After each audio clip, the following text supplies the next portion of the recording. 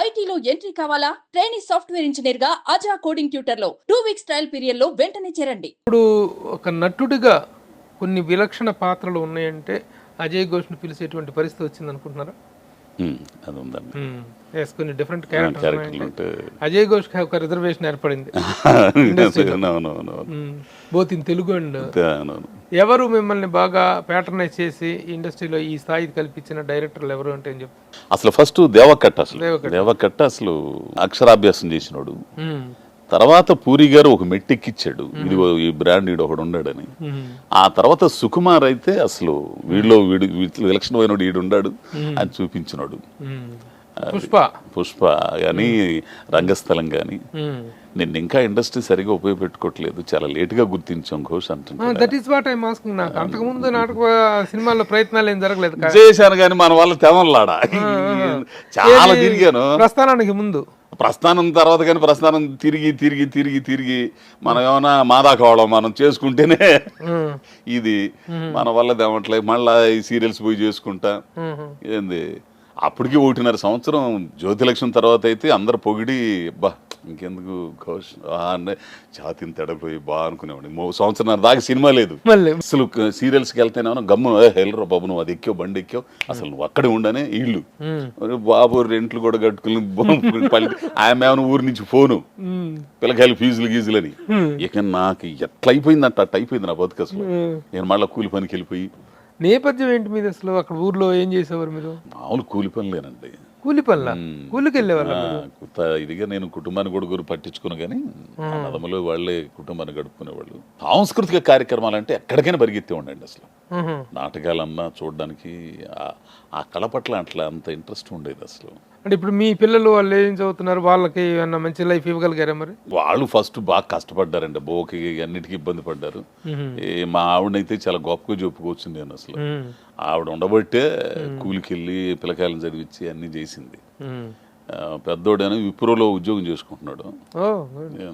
రెండోవాడు ఇంజనీరింగ్ పూర్తి చేసి సివిల్ పూర్తి చేసి ఏదో ఉద్యోగ ప్రయత్నాల్లోనే ఉన్నాడు వాడు కూడా, భగత్ సింగ్. ఇప్పుడు మీ ఊర్లో మీ ఇదిలో మీ బంధువర్గంలో కానీ మీ సర్కిల్స్లో కానీ యాజ్ యాక్టర్గా మీకు వచ్చిన పేరు అవన్నీ ఎలా ఎంజాయ్ చేస్తున్నారు? నేను అసలు ఎంజాయ్ చేయనండి. ఫస్ట్ నుంచి అట్ట ఉండరు, ఇప్పుడు అట్టనే ఉంటాను. వాళ్ళే అంటారు ఏంద్ర స్వామి ఎట్టుండవు నువ్వు అసలు. అది నా వృత్తిగా నాకు సంబంధించి నేను బ్రతకడానికి ఒక మార్గం. నాకు నాలో ఆ ఇది ఉంది కాబట్టి దాన్ని చూసి నేను గర్వపడి పెద్ద ఇదే చేసేది లేదు. 6 నెలలు షూటింగ్ లేకపోతే అప్పుడు తెలిసిద్ది మళ్ళా ఏంది లేనిపోయిన ఇవన్నీ ఎందుకు అవన్నీ అని. అంటే నాకు ఉన్న ఆ భావజాలంతోనే. ఇప్పుడు ఆ పరిస్థితి ఏమి అయితే లేదు కదా, 4 రోజులు షూటింగ్ లేకపోతే డైలీ బిజీగా ఉంది. బిజీగానే ఉంటానండి, బిజీగానే ఉంటాను. బోత్ లాంగ్వేజ్ అవసరమైతే కన్నడకి వెళ్ళచ్చు. మలయాళం ఏం చేశారా? మలయాళం నిన్నగాక మొన్నే ఫోన్ చేశారు. మనం ఆడపోయి మనం ఏం దొరుకుతాం. హిందీ వాళ్ళు అయితే నెలకు 3 సార్లు చేస్తుంటారు వాళ్ళు. ఎవడు ఏమోనండి ఆడదాకా పోయి మనం హిందీలో వస్తే నేషనల్ మైలేజ్ వేరే అంటే ఇది వెబ్ సిరీస్ యశ్రాజ్ వాళ్ళు అడిగారు. అంతకుముందు ఒక 2 సినిమాలకు అడిగారు, చూద్దాంలేండి అని చెప్పేసి అట్లా. ఇది బిజీ వల్లనా లేకపోతే అంటే తెలుగులో అయితే కొంచెం ఇప్పుడు అంటే నేను చేయాలనుకున్న క్యారెక్టర్లు కానీ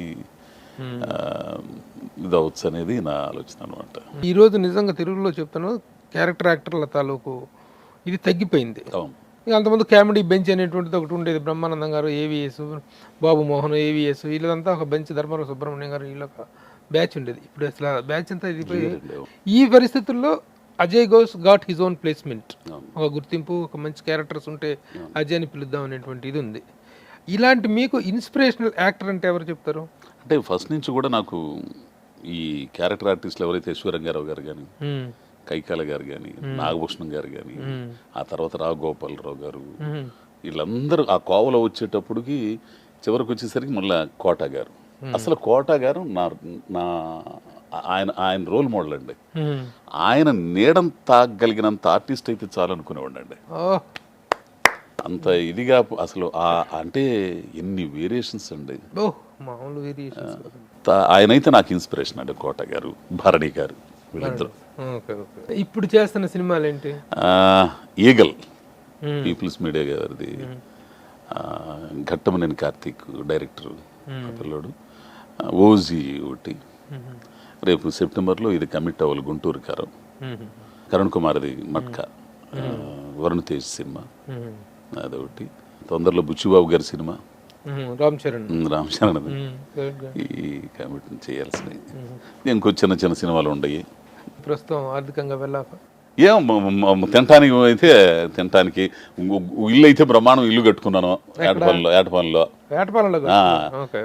కట్టుకున్నాను. ఆ పిల్లకాయలకైతే ఉండటానికి ఏర్పాటు చేసానండి. ఈ అమ్మాయి కూడా నేను పోయినా గానీ ఆ అమ్మాయికి కూడా ఏర్పాటు చేసా. అమ్మాయి ఎవరు? మా ఆవిడ అమ్మాయి ఏర్పాటు చేసేసా. దిగులు లేదు, ఇక పని చేస్తే తింటాం అంతే. ఏ క్యారెక్టర్ యాక్టర్ కైనా ఏరికైనా ఫస్ట్ హీరోల కాంట్రిబ్యూషన్, హీరోలు స్టార్స్ చెప్తే అజయ్ ఘోష్ అయితే నేను కంఫర్టబుల్ గా ఉంటానని స్టార్ చెప్పాలి. అవునండి. అవును. అజయ్ ఘోష్ ఎందుకులే అవును పెట్టండి అన్నాడు అనుకోండి, పక్క పోయినట్టే. అవునవును. నాకైతే ఇప్పుడు వరకు అసలు నాకు వాళ్ళే రికమెండ్ చేశారండి. అసలు ఇదైతే ఈగలైతే రవితేజ గారు లేదో అజయ్ ఘోష్ ఆ విధంగా ఏ హీరోలు ఎలాంటి మన అసలు మా అల్లు అయితే అర్జున్ అసలు మారేడుమిల్లిలో ఫస్ట్ రోజు అండి ఆయన నాకంటే రామ్ చరణ్ గారితో అయితే నేను పనిచేశాను కాబట్టి ఆ పిల్లడు నాకు బాగా పలకరించేవారు. రంగస్థలంలో బాగా ఇదిగా ఉండేవాడు. పాపం కాలుకు దెబ్బ తగలటంతో టప్పన ఆపోలో పంపించి అన్ని చేసాడు అప్పుడు రామ్ చరణ్ గారు ఫైట్ లో. ఆయన అయితే బాగా ఎక్కడ కనపడ్డా కానీ ఎలా ఉంది ఫస్ట్ బాగున్నాను అని అంటారు. ఈ పిల్లోడు అంటే నాకు పరిచయం లేదు. ఎట్టుంటాడు ఏమో, కోపంగా ఉంటాడేమో మడిసి, మనం ఎట్లా అని గమ్మునుండ. అయితే పుష్ప దగ్గర చిన్న ఇది జరిగింది సుకుమార్ గారు నాకు, నేను చెయ్యనన్నా అంటే అప్పుడు పాజిటివ్ బాగా ఇది వీక్ అయిపోయి ఉండ కరోనా. ఎందుకు అట్లా భయపడతావు అని, అసలు వద్దు స్వామి నన్ను ఇడిచిపెట్టండి, నాకు వద్దు ఈ సినిమా వద్దు ఏం వద్దు స్వామి అని భయపడిపోతాను. అసలు ఏంటో బాలు గారు చనిపోవడం కానీ ఇవన్నీ మానసికంగా కొంచెం ఇబ్బంది పడ్డాను. కరోనా వచ్చింది, అది బాగా వీక్ అయిపోయాను అనమాట. ఏదైనా చూస్తే భయం ఇవన్నీ ఏర్పడింది. నాకు వద్దు అని విష్ణు గారు, చెర్రీ గారు వీళ్ళందరూ ఫోన్ చేసి మాట్లాడినా వద్దు, నాకు సరే వద్దులే. విష్ణు గారు ఉండి సార్ ఒకసారి మాట్లాడతారంట నీతో అంటే, వద్దు స్వామి ఆయన మాట్లాడదు నాకు అని అంటే, సరే మాట్లాడతానులేండి అని రేత్రి 10:30కి చేశాడండి ఫోను సుకుమార్ గారు. చేసి 30 గంట అరగంట మాట్లాడాడు నాతో. మాట్లాడిన తర్వాత నేను వస్తున్నాను సార్ అన్న అంతే, నేను వచ్చేస్తున్నాను అంతే. ఆ మనిషి అంటే నిజంగా అందుకే సుకుమార్ గారు నా దృష్టిలో డైరెక్టరు ఇది ఏం కాదు, అంతే ఒక ఆరాధ్యుడు అంతే. నాకు నాలో ఉన్న భయాన్ని, నాలో ఉన్న నేను ఏందనేది నాకు చూపించాడండి. మీరు భయపడింది కరోనా ఎఫెక్ట్ ఉంటుంది నా క్యారెక్టర్ గురించి కాదండి. ఆ తర్వాత అంత ఇదిలో నేను చేయించిన తర్వాత ఫస్ట్ రోజు ఆయన జీబులో మా పక్కన కూర్చున్నట్టు ఆయన కూర్చొని ఉంటాడు. ఆయన అయ్యా నమస్తే అయ్యా, ఎవరు అర్జున్ నమస్తే అయ్యా అని అన్నా. మామూలు అన్నాడు. సరే అయిపోయింది, ఎక్కి కూర్చుని చేయనన్నారంట అని అన్నాడు.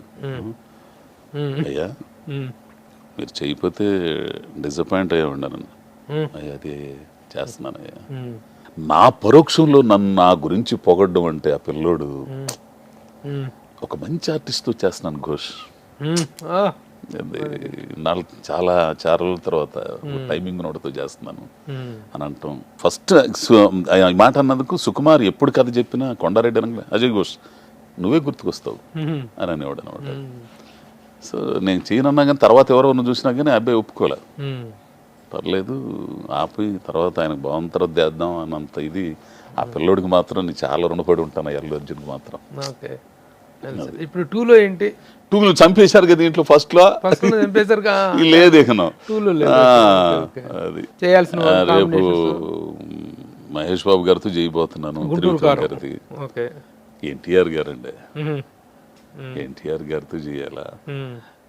ఇహనీహనం ఉందంటే నా దురదృష్టం ఏంటంటే అన్నయ్యతో చేయలేకపోతున్నానండి. 3 సార్లు అవకాశం వచ్చినా కానీ 3 సార్లు నేను కుదరలేదు నాకు.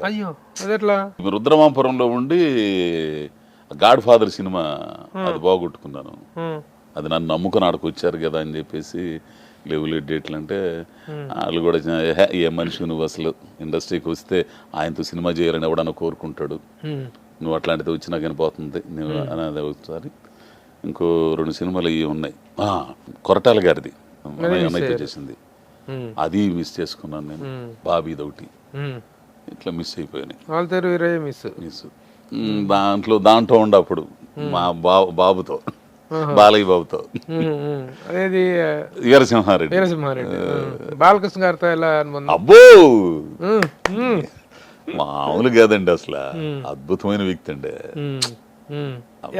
ఎంతో ఎన్ని సినిమాలు చేసింది? ఒక్క సినిమానే ఎంత ఇదిగా ఉంటాడంటే అంత ఇదిగా. నేను భయపడేవాడిని అసలు, ఎందుకు వచ్చిన అందరు బయట ఏదో అంటుంటారు కదా, నమస్తే రండి. ఎంత జ్ఞాపక శక్తి, ఎంత ధారణ శక్తి, ఆ ఉపనిషత్తులు గాని, ఆ శ్లోకాలు గాని, ఆ పెద్ద ఆయన ఎన్టీఆర్ గారి డైలాగులు గాని, ఆ సంఘటనలు గాని. ఎక్కడ అంటే మా చీరాల అక్కడ మన ఓట్లు పార్టీ ఇవన్నీ మొత్తం టక్క టక్క చెప్పేవాడండి. ఎన్ని కులాలు ఉంటాయి, ఎన్ని ఓట్లు ఉంటాయి, ఎంత ఉంటుంది ఏందనేది మొత్తం నైసర్గిక స్వరూపం అంతా చెప్పేసేవాడు. అంత అవగాహన ఉంటుందండి ఆయనకి. చిరంజీవి గారితో మాత్రం మళ్ళీ నెక్స్ట్ అయినా చెయ్యాలండి, చెయ్యాలంతే. అల్టిమేట్ ఎండ్ ఆఫ్ దట్ అసలు